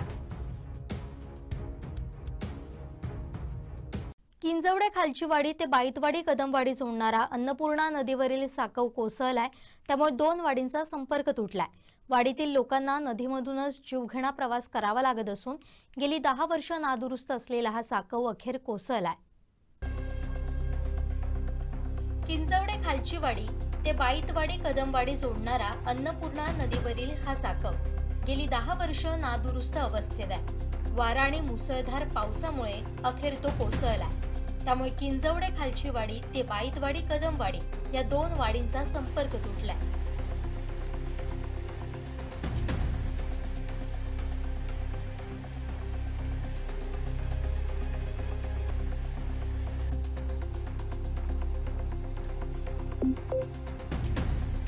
गावातील शेतकरी पावसाळ्यात शेतात जाण्यासाठी पलीकडील बाईतवाडी कदमवाडीच्या संपर्कात राहण्यासाठी याच साकवाचा उपयोग करत होते. ग्रामस्थांनी श्रमदानातून पारंपरिक बांबू पोफळीच्या सहाय्यानं या साकवाची तात्पुरती डागडुजी करून वर्षानुवर्षे या साकवावरून ये-जा सुरू होती. साकवाच्या ठिकाणी कायमस्वरूपी छोटा पूल व्हावा अशी मागणी स्थानिकांनी केली आहे. आमचे पहिल्यारी जावचे सगळे वांदे झाले. ते आमची मुलं शाळेत जाणार, आमका चक्की पण पलीकडे आहे, दुकान पण पलीकडे. मग आम्ही जाणार कशी? आमका हे लवकरात लवकर पूल बांधून द्यावा. नावता आमका पर्याय काय नाही. आमची शेती पण पलीकडे आहे, कसं आम्ही लावणार या? काय आमची हालत होतात ना, काय तुमका सांगणार? आणि आम्ही खाणार काय? दळण नाही आणलं तर काय खाणार? दुकानावर नाही गेला तर आमका चाय पण भेटणार ना, काय भेटणार नाही. तेव्हा तुम्ही काय पण करा, आमका लवकरात लवकर या पूल बांधून द्यावा. आता ह्या पूल असा तर आमका लवकरात लवकर पुरावो खंय असा, कारण आमची शेती असा, गुराढोरा त्या बाजू जाणारी असत आणि बरीचशी लोकां म्हणजे इथून पडली सो असत, खाली व्हावून पण गेल्ली असत, थोडी मिळाली, थोडी मयत पण झालेली असत. त्यामुळे प्रशासनान आमच्या या पुलाची लवकरात लवकर दखल घेऊन आमका ह्या पूल लवकरात लवकर पूर्ण करून देण्यात यावं. जी लहान मुलांना आम्हाला म्हणजे आमका जी तिकडे नेवची लागतात ती आमका अक्षरशः खांदावरसून पलीकडे नेवची लागतात आणि ती परत तशीच अलीकडे हाणूची लागतात. आमका गुरां पण आमका व्हाळासूनच नेवची लागतात, आमका व्हाळासून परत पाठी आणूची लागतात. ती पण व्हावून जातात, मध्ये मध्ये पण गावतात, काय काय थोडी मरतात पण भुतूर. त्यामुळे आमचे बरेचसे हाल होतात थंयसर असत आणि त्यामुळे आमची लवकरात लवकर या पुलाची काळजी घेऊन प्रशासनानं आमका लवकरात लवकर पूल पूर्ण करून देण्यात यावा. खरोखरच दुर्दैव म्हणावं लागेल, कारण गावातील जनता विश्वासाने गेली 15 वर्ष ज्यांच्याकडे सत्ता दिली आणि सत्ता दिल्यानंतर गेली 10 वर्ष हा विषय चालू आहे की मला वाटतं मागील 7-8 वर्ष वाडीतील ह्या 4 वाडीतील ग्रामस्थ एकत्र येऊन 4 वर्ष गेली 8 वर्ष तात्पुरता डागडुजी करतायत. अशी 8 वर्ष घालवल्यानंतरही 8 वर्ष होऊन संबंधित ग्रामपंचायत विभागाला असेल किंवा संबंधित सत्ताधाऱ्यांना त्यांना त्याची जाग आली नाही आणि जाग आली नसता म्हणून या वाडीतील सगळे ग्रामस्थ म्हणून कोणतंही राजकीय वळण न लावता आम्ही सगळे ग्रामस्थ 4 वाडीतले ग्रामस्थ पंचायत समिती बांधकाम विभागावर 15 ऑगस्ट 2024 रोजी मोर्चा काढला आणि मोर्चा काढून त्यावेळी त्यांनी लेखी आश्वासन दिलं की वर्षभरात आम्ही त्या कामाची पूर्तता करतो.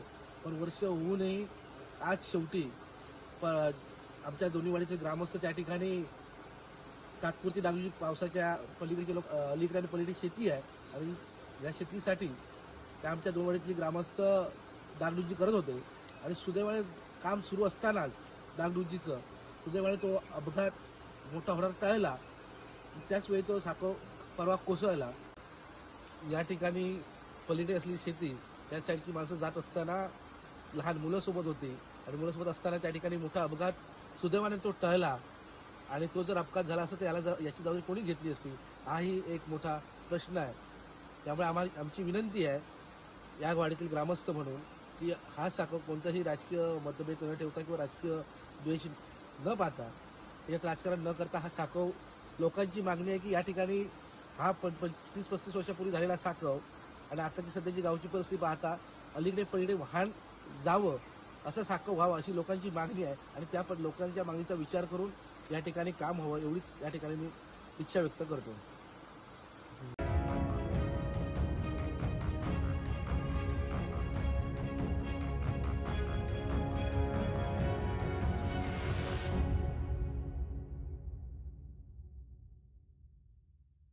सावंतवाडी येथील सुमारे 143 वर्ष जुन्या जिल्हा कारागृहाची 40 मीटर लांबीची ऐतिहासिक तटबंदी नुकतीच कोसळली.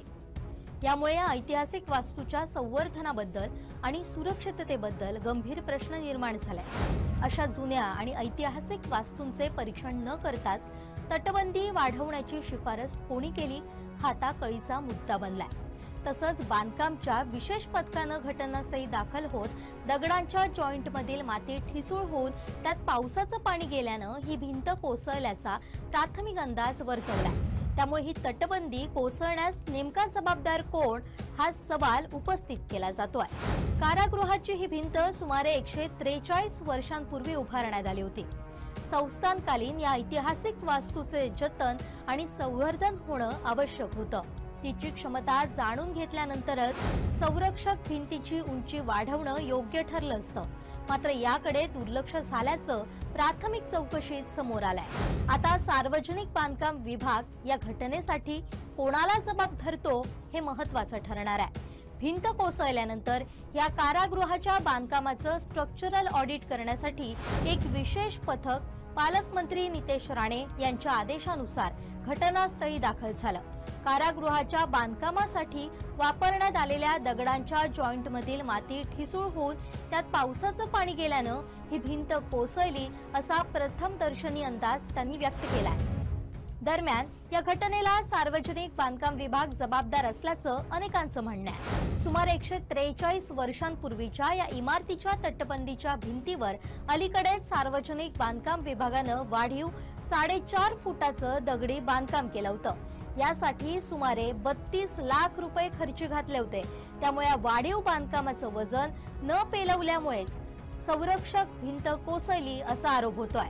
हे बांधकाम संस्थानकालीन असल्यानं बांधकाम विभागावर टीकेची झोड उठली आहे. पालकमंत्री नितेश राणे यांनी या घटनेची गंभीर दखल घेत तात्काळ कोसळलेल्या भिंतीची पाहणी केली. संपूर्ण कारागृहाचं स्ट्रक्चरल ऑडिट करण्याची सूचना संबंधितांना दिली होती. तसेच हे कारागृह भिंत नव्यानं पुन्हा उभारण्यात येणार असल्याचंही त्यांनी सांगितलं. स्ट्रक्चरल ऑडिट करण्यासाठी दाखल झालेल्या विशेष टीममध्ये अधीक्षक अभियंता सार्वजनिक बांधकाम मंडळ रत्नागिरीचे मिलिंद कुलकर्णी, कार्यकारी अभियंता सार्वजनिक बांधकाम विभाग सावंतवाडीच्या सलोनी निकम, उपविभागीय अभियंता सार्वजनिक बांधकाम उपविभाग सावंतवाडी वैभव सगरे, स्थापत्य अभियांत्रिकी विभाग शिवाजी विद्यापीठ कोल्हापूरचे प्राध्यापक महेश साळुंखे आणि कोल्हापूरचे स्ट्रक्चरल कन्सल्टंट मंदार आंबेकर यांचा समावेश होता. संस्थानकालीन जिल्हा कारागृह संरक्षक भिंत माती आणि दगडांपासून बांधण्यात आली होती. जवळपास 143 वर्ष पूर्ण झाल्यानं बांधकामासाठी वापरण्यात आलेली माती ठिसूळ झाली. तसेच पावसाचं पाणी 2 दगडांमधील जॉईंटमध्ये गेल्यानं बांधकामाला धोका निर्माण झाला आणि यातून ही भिंत कोसळली असा प्राथमिक अंदाज वर्तवलाय. ऐतिहासिक वास्तू असलेल्या या तटबंदीवर 4.5 फूट वाढीव बांधकाम सिमेंट आणि दगडी चिरे वापरून करण्यात आलं होतं. जुन्या दगड मातीच्या संरक्षक भिंतीवर हे वाढीव काम ऐतिहासिक वास्तूला पेलेल की नाही याचा साधा अंदाजही बांधला गेला नाही. यामुळेच ऐतिहासिक वास्तूला धक्का बसल्याचं जाणकारांचं मत आहे. दरम्यान आता याला जबाबदार कोण असा प्रश्न उपस्थित केला जातोय. कारागृह तटबंदी नव्यानं उभारण्यात येणार असली तरी चुकीच्या पद्धतीनं काम कोणी केलं, त्याला जबाबदार कोण? 6 महिन्यांपूर्वी 32 लाख खर्च घालताना संरक्षक भिंतीची परिस्थिती का पाहिली नाही असे प्रश्न आता उपस्थित केले जात आहेत. ऐतिहासिक वास्तूला धक्का बसणं हे शोभनीय नसून पालक पालकमंत्री नितेश राणे यांनी सांगितल्याप्रमाणे यातील दोषींवर कोणती कारवाई होते हे पाहावं लागेल. विनायक गावस, कोकणसाद लाईव्ह, सावंतवाडी. पर्यटकांना भुरळ घालणारा वैभववाडी तालुक्यातील नापणे गावच्या बारमाही वाहणाऱ्या धबधब्याचं सौंदर्य आणखीन बहरलंय. या ठिकाणी सिंधुरत्न योजनेतून काचेचा पूल बांधण्यात आलाय. येत्या काही दिवसात याचं लोकार्पण होणार आहे. आता हा पूल पर्यटकांसाठी नवी पर्वणी ठरणार आहे. पाहुयात याबाबतचा हा खास रिपोर्ट. कोकण म्हणजे पृथ्वीवरील स्वर्ग. येथील विविध पर्यटन स्थळं पर्यटकांना आकर्षित करतात. त्यातील एक पर्यटन स्थळ म्हणजे वैभववाडी तालुक्यातील नापणे येथील बारमाही वाहणारा धबधबा, जो पर्यटकांना नेहमीच भुरळ घालतो. आता या धबधब्याच्या सौंदर्यात आणखीनच भर पडली आहे. ती म्हणजे या ठिकाणी बांधण्यात आलेला काचेचा पूल.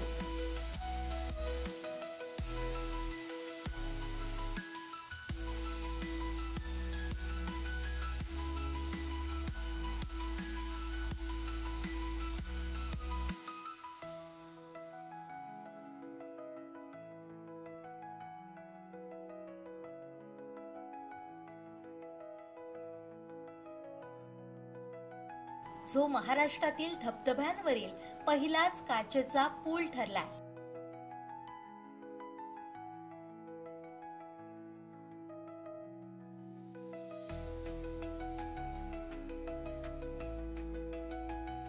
सिंधुरत्न योजनेतून 99,63,000 रुपये खर्चून बांधण्यात आलाय. या पुलाची लांबी 22 मीटर तर रुंदी 2 मीटर एवढी आहे.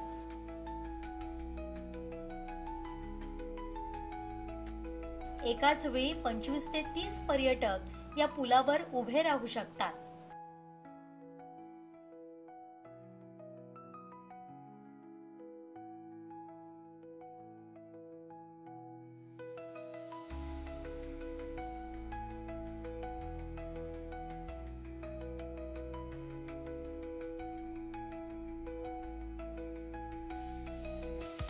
याचं संपूर्ण काम सार्वजनिक बांधकाम विभागाच्या देखरेखीखाली करण्यात आलंय आणि ते दर्जेदारही केलंय.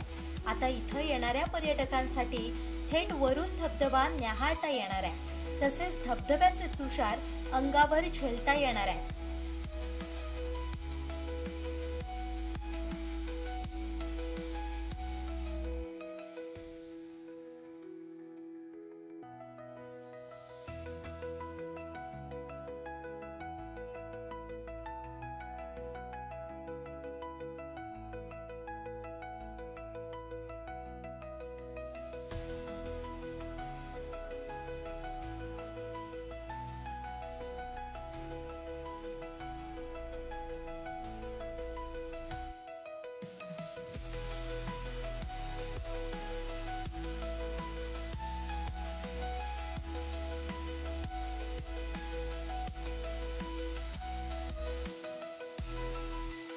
त्यामुळे नापणे धबधब्याचं सौंदर्य आणखीन खुलणार असून पर्यटन वाढीसाठी याचा नक्कीच फायदा होणार आहे. श्रीधर साळुंखे, कोकणसाद लाईव्ह, वैभववाडी.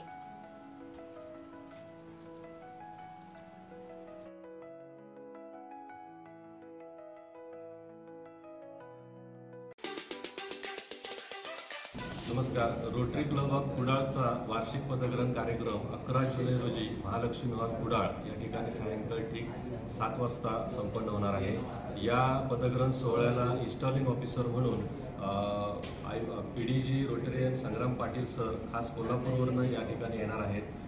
या संपूर्ण कार्यक्रमाच्या माध्यमातून गेल्या वर्षभरामध्ये रोटरी क्लब ऑफ कुडाळच्या वतीनं जे वेगवेगळे प्रोजेक्ट्स उपक्रम राबवले गेले त्याचा एक आढावा या कार्यक्रमामध्ये दिला जातो. त्याचबरोबर नवीन जे पदाधिकाऱ्यांची निवड झालेली आहे त्यांचं इन्स्टॉलेशन हे रोटरीच्या प्रोटोकॉलप्रमाणे केलं जातं. या समारंभामध्ये दरवर्षी व्होकेशनल अवॉर्ड म्हणून रोटरीकडनं सन्मान केला जातो. यावर्षी या पुरस्कारासाठी आपल्या कुडाळ तालुक्यातील सरंबळगावचे सेंद्रिय शेतीचे जे प्रगतशील शेतकरी आहेत ते निवृत्त माध्यमिकचे शिक्षक आहेत आणि बरीच वर्ष सेंद्रिय शेती करतात सुरेश परब यांची ही निवड क्लबच्या वतीनं करण्यात आलेली आहे. सौ राजश्री एकनाथ पिंगुळकर स्मृतीप्रित्यर्थ एक पुरस्कार दरवर्षी दिला जातो, ज्ञानज्योती पुरस्कार. या पुरस्कारासाठी यावर्षी जिल्हा परिषद प्राथमिक शाळा कुडाळ पडतेवाडीच्या मुख्याध्यापिका सौ सुरेखा कदम मॅडम यांची निवड करण्यात आलेली आहे. त्यांनाही सन्मानपूर्वक त्या ठिकाणी पुरस्कार देण्यात येणार आहे. या निमित्ताने यावर्षी रोटरी क्लब ऑफ कुडाळचे नूतन अध्यक्षपदी राजीव पवार यांची निवड करण्यात आलेली आहे. सचिव म्हणून मकरंद नाईक, खजिनदार म्हणून राकेश म्हाडदळकर, त्याचबरोबर या क्लबमधील माजी अध्यक्ष सचिन मदने यांची असिस्टंट गव्हर्नरपदी निवड करण्यात आलेली आहे. त्याचबरोबर या क्लबचे माजी अध्यक्ष प्रणय तेली यांची district secretary rotary international convention यावर्षी तैवानला आहे, चीनमध्ये, आणि त्याचा संपूर्ण महाराष्ट्राचे हेड म्हणून प्रणय तेली यांना निवड करण्यात आलेली आहे. या सर्व नवीन पदाधिकाऱ्यांचं रितसर पदग्रहण 11 जुलैला होतंय. आम्ही आपल्या माध्यमातून आवाहन करतो की या समारंभाला आपण समाजातील सर्व प्रतिष्ठित नागरिक असतील, शैक्षणिक क्षेत्रातील दिग्गज व्यक्ती असतील, या सर्वांनी या कार्यक्रमाला उपस्थित राहावं असं आम्ही आवाहन करतो. धन्यवाद. आहे की याला पोरकटपणा म्हणतात मराठीमध्ये. तुतळपणाला फार खळखळाट असतो. आदित्य ठाकरेंना एकतर माहिती नसतं की महाराष्ट्रातली परिस्थिती काय. महाराष्ट्रामध्ये दारिद्र्यरेषेखालची आणि मागासवर्गीय विद्यार्थी सोडून कोणालाही ड्रेस दिले जात नव्हते. सगळ्या विद्यार्थ्यांना ड्रेस द्यायला मी सुरुवात केली. सगळ्या विद्यार्थ्यांना शूज आणि सॉक्स द्यायला मी सुरुवात केली. त्यांचं पुस्तकाचा बोजा कमी व्हावा म्हणून त्यांना वह्यांची पानं असलेली पुस्तकं द्यायला सुरुवात केली, ज्याच्यामुळे 60% बोजा कमी झाला. आता हे सगळं करत असताना ज्यावेळेला तुम्ही नवीन प्रयोग करता कुठेतरी त्याच्यामध्ये त्रुटी राहणार. एक गोष्ट निश्चितपणे लक्षात घेतली पाहिजे की महाराष्ट्रामध्ये पॉलिएस्टरचे कपडे दिले जात होते विद्यार्थ्यांना. विद्यार्थ्यांच्या अंगावर पुरळ येत होता. आणि आज सुद्धा आम्ही पूर्वीचे आता आम्ही चांगले कॉटन मिश्रित कपडे देत होतो, ते सोडल्यानंतर आज सुद्धा पॉलिएस्टरचे कपडे काही शाळांमधून दिले जातात. अशा तक्रारी दादा भुसे साहेबांकडे माझ्या उपस्थितीमध्ये आलेल्या होत्या आणि त्यांनी त्याची चौकशी करायचे आदेश दिलेले होते. याच्या मागचा उद्देश काय होता की चांगल्या दर्जाचा कपडा जो सेंट्रल गव्हर्नमेंटच्या एजन्सीने प्रत्येक त्याच्या मॅन्युफॅक्चरिंग स्टेजला टेस्ट केला पाहिजे आणि नंतर महिला आर्थिक विकास महामंडळाने त्याचे ड्रेसेस शिवून दिले पाहिजेत. अर्थात महिला आर्थिक विकास मंडळांचं एवढं काम कधीच केलेलं नव्हतं. ज्यावेळेला नव्याने ते हे केलं, आता त्यांची सगळी मशिनरी बसली, जिल्हा परिषदेच्या बचत गटांनी ड्रेसेस शिवायला सुरुवात केली. त्याच्यानंतर ती स्कीम बंद पडली कारण तत्कालीन कोण सेक्रेटरी होते त्यांनी चुकीचा रिपोर्ट दिला असेल. परंतु ही एक आदर्श स्कीम होती आणि ह्याचं टेंडर निघालं. ते टेंडर जवळजवळ 8 की 9 कोटी रुपये कमीला आलेलं होतं. दिवस रात्र नगर महापालिकेच्या पैशावर जगता तुम्ही. आणि जी लोक माझे त्यांना जाहीर आव्हान आहे, मी 2.5 वर्ष मुंबईचा पालकमंत्री होतो, तुमचा मुंबईवर सत्ता आहे ना तुमची, एका कॉन्ट्रॅक्टरकडून 1 रुपया घेतलेला दाखवा. कोणाबद्दल बोलता, कोणाच्या विरुद्ध घोषणा बोलता. मी फक्त उद्धव साहेबांच्या बरोबर असलेल्या आदरापोटी आजपर्यंत तुमच्याबरोबर बोललेलो नाही आहे. पण ज्या दिवशी बोलायला सुरुवात करेन त्यावेळेला तुम्हाला खरोखर पश्चाताप होईल की एका चांगल्या माणसाच्या अंगावर गेलो आणि आज मी आयुष्यभर पस्तावलो असं म्हणायची तुमची पाळी येईल. कारण मी काय असा विनाकारण कोणाविरुद्ध बोलणारा मनुष्य नाही. मला प्रत्येक गोष्ट माहीत असते. परंतु आदरापोटी, कुटुंबाच्या आदरापोटी आम्ही जपून बोलत असतो आणि ती महाराष्ट्राची संस्कृती आहे. असल्या फालतू घोषणा मी तिथल्या इथं तुम्हाला उत्तर देऊ शकलो असतो, पण तुमच्या घराण्याचा कमीपणा झाला असता म्हणून मी काय बोललो नाही. मी शांतपणे तुम्ही आता बोलला म्हणून मी उत्तर देतो, नाहीतर मी उत्तर सुद्धा दिलं नसतं कारण मी वरिष्ठांची चर्चा करणार होतो. मला ही गोष्ट एवढी खटकलेली आहे की महाराष्ट्रासाठी मी जे काय केलं एज्युकेशन डिपार्टमेंटमध्ये आताच्यापर्यंतच्या महाराष्ट्राच्या इतिहासामध्ये कधी झालेलं नव्हतं. मराठी भाषेसाठी मी केलं. मी जाहीर आव्हान आहे, माझ्यावर एका स्टेजवर बसा आणि तुम्ही काय मराठीसाठी केलं आणि मी काय मराठीसाठी 2 वर्षामध्ये करून दाखवलं याचं मी तुम्हाला लेखाजोखा देईन. एज्युकेशनमध्ये तुम्ही सांगता की मराठीवर अन्याय झाला. कुठला अन्याय झाला? माझ्यावर स्टेजवर बसा आणि दाखवा. 71 पासून हिंदी कंपल्सरी आहे. त्यावेळेला तुमचं एक आंदोलन नाही झालं हिंदी कंपल्सरी काढून टाका म्हणून. मग आता आंदोलन का केलं? म्युन्सिपाल्टीच्या इलेक्शन तोंडावर आहे म्हणून तुमचं आंदोलन झालेलं आहे. राजसाहेब तर मराठीसाठी नेहमी भांडत असतात, त्यांच्याबद्दल मी काय बोलणार नाही. ते मराठीच्या बोर्डसाठी भांडतात, मराठी बोलली पाहिजे म्हणून भांडतात. त्यांनी बाळासाहेबांचा वारसा समर्थपणे पुढे चालवला आहे. तुम्ही काय केलं? तुम्ही मुंबईच्या सगळ्या मराठी स्कूल इंग्लिश मिडियममध्ये केल्या. तुम्हाला मराठीबद्दल बोलायचा अधिकार आहे का? याचा विचार झाला पाहिजे. मला प्रत्येक गोष्टीची माहिती असते. माझं तेवढं वय आहे, माझा तेवढा अभ्यास आहे, माझं तेवढं काम आहे. भले मंत्री नसेल, मंत्री नसल्याबद्दल मी कधीही नाराजी व्यक्त केलेली नाही, पण माझं एवढं काम एज्युकेशन किंवा मराठी भाषेमध्ये दुसऱ्या कुठल्याही मंत्र्यांनी करून दाखवलेलं मला दाखवावं. मी माझ्या राजकीय जीवनातून निवृत्ती पत्करेन. आणि म्हणून मला एवढंच सांगायचं आहे की दुसऱ्याबद्दल आदराने बोला. उगाच फालतूपणा म्हणून ह्याच्यावर बसून जिन्यावर बसून जेव्हा तुम्ही आंदोलनं करता तेव्हा त्याला एक डेप्थ असते की तुम्ही आंदोलन तुमच्या विषयापुरतं बोला. तुम्हाला विरोधी पक्ष नेतेपद पाहिजे तर त्याच्यापुरतं बोला. कोणाबद्दल घोषणा देतात? ज्यांनी काहीतरी एज्युकेशन डिपार्टमेंटमध्ये करून दाखवलं त्याच्याबद्दल घोषणा देतात आणि लोकांचा गैरसमज करता.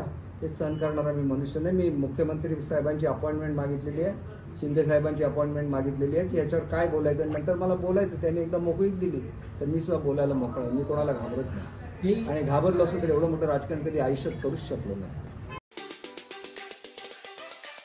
तुमच्या गाडीमध्ये पेट्रोल भरलं जात नव्हतं, एवढा नारायण राणेंचा दरार होता या ठिकाणी.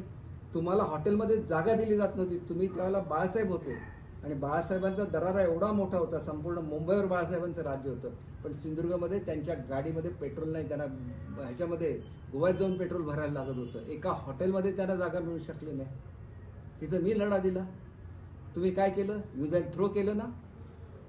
असं नाही चालत राजकारणामध्ये. मी सुद्धा त्यावेळेला राणेसाहेबांचा दरार होता, त्यांच्याशी काय माझी व्यक्तिगत शत्रुता नव्हतं. त्यांचे कार्यकर्ते वाईट वागत होते म्हणून मी तो लढा दिला.